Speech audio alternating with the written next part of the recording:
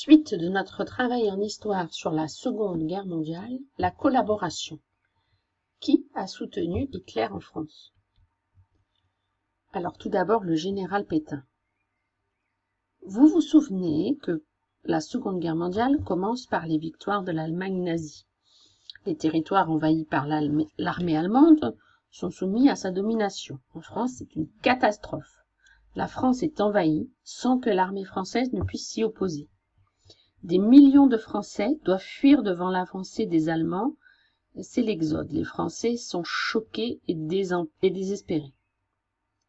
Le gouvernement, qui est à Paris, lui, doit quitter la capitale. Il s'installe à Tours, puis à Bordeaux.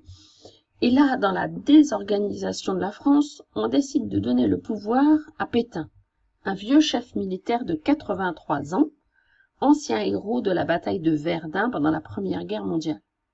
Alors il est choisi car il rassure en ces temps de drame. Il devient le chef de la France et décide d'arrêter de combattre l'Allemagne. Donc ensuite il installe son gouvernement à Vichy, dans une ville où se trouvaient beaucoup d'hôtels, ce qui permettait de loger tous les gens du gouvernement. Vichy est une ville, une station thermale, donc c'est pour ça qu'elle contient beaucoup d'hôtels. Il dirige le pays, le général Pétain, de façon très autoritaire et sa police est brutale. Et surtout, très vite, il décide de s'entendre avec l'Allemagne nazie.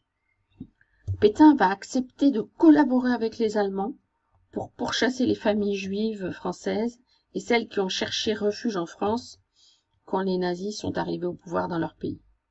La police de Vichy, les gendarmes et l'administration de Vichy vont prêter main forte aux Allemands pour arrêter les Juifs qui se cachent. Alors, les différentes formes de la collaboration. Elle est présente à plusieurs niveaux. Tout d'abord, la collaboration est politique. Alors, comme vous voyez sur la photo de gauche, il s'agit d'une photo qui représente la rencontre entre le général Pétain et Adolf Hitler. Alors, voilà ce que dit à la radio le maréchal Pétain le 30 octobre 1940. Français, j'ai rencontré jeudi dernier, c'est-à-dire le 24 octobre, le chancelier du Reich. Je vous dois à ce sujet quelques explications. C'est librement que je me suis rendu à l'invitation d'Hitler. Je n'ai subi de sa part aucun diktat, aucune pression. Une collaboration a été envisagée entre nos deux pays. J'en ai accepté le principe. Ainsi, dans un avenir prochain, pourrait être allégé le poids des souffrances de notre pays. Cette collaboration doit être sincère. La France est tenue par des obligations nombreuses vis-à-vis du vainqueur. Cette politique est la mienne. C'est moi seul que l'histoire jugera. Je vous ai tenu jusqu'ici le langage d'un père. Je vous tiens aujourd'hui le langage du chef. Suivez-moi, gardez confiance en la France éternelle. Donc le choix de Pétain est très clair. Il décide de collaborer clairement avec l'Allemagne.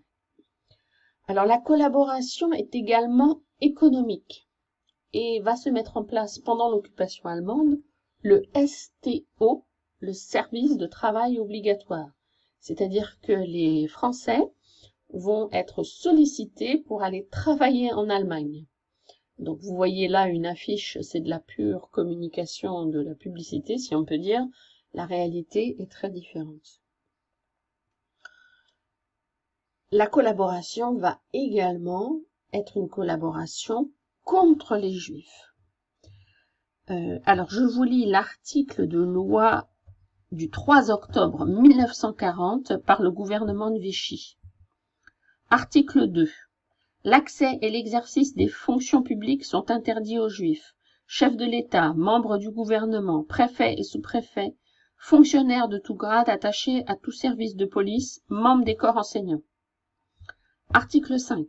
Les Juifs ne pourront, sans condition ni réserve, exercer l'une quelconque des professions suivantes: directeur, gérant, rédacteur de journaux, chef d'entreprise ayant pour objet la fabrication, l'impression, la distribution, la présentation de films cinématographiques, metteur en scène, compositeur de scénarios, directeur, administrateur, gérant de salle de théâtre ou de cinéma, entrepreneur de spectacle. Loi du 3 octobre 1940. Donc on voit donc que la collaboration est totale et complète. Un exemple très malheureux de cette collaboration totale et complète est la rafle du Vélodrome d'Hiver. On entend aussi parfois rafle du Veldiv en abrégé. Donc la police française de Vichy arrête 13 000 juifs, donc 4 000 enfants le 16 juillet 1942, et les enferme donc à Paris au Vélodrome d'Hiver, qui était en fait une piste de cyclisme. Tous ces gens-là vont être déportés. Et sur la photographie à droite, vous voyez un fonctionnaire français qui collabore totalement avec l'armée allemande. Alors bien entendu, tout ceci n'est pas apprécié par une grande partie de la population. Et à la fin de la guerre, les collaborateurs vont être jugés, notamment lors d'un grand procès qui va se tenir à Nuremberg à la fin de la guerre. Et le général Pétain lui-même va être jugé. Vous avez ici la photo de qui représente un des événements de ce procès. Je vous lis la sentence pour Pétain.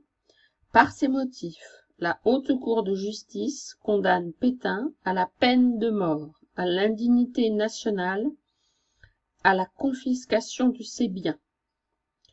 Tenant compte du grand âge de l'accusé, la Haute Cour de justice émet le vœu que la condamnation à mort ne soit pas exécutée.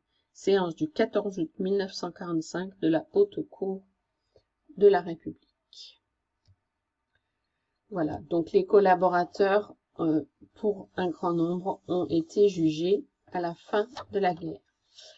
Et dans le prochain épisode, eh bien, nous verrons ceux qui, au contraire, n'ont pas voulu collaborer, c'est-à-dire les résistants.